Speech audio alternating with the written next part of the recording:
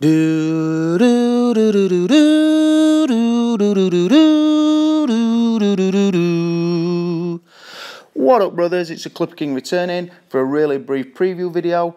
Easy views, easy AdSense, like I've said before. You've got to do it. You've got to stay in line with big guns. If they're all doing it on every fucking release, then why shouldn't I? I've got to keep my views up too. I've got a family to feed. Anyway, as you see, the figure is the Luke Skywalker from A New Hope. First thing I thought when I saw these pictures this morning, probably first thing I thought, well, wicked head sculpt. Second thing were, if you want the DX version of Luke Skywalker, now's your chance to jump on fucking eBay, because it's got to be blowing up this morning with people trying to offload that DX version because they plan on getting this to go with the Han Solo, Chewbacca, Darth Vader and Obi-Wan Kenobi. And that's understandable. I sold mine a while ago.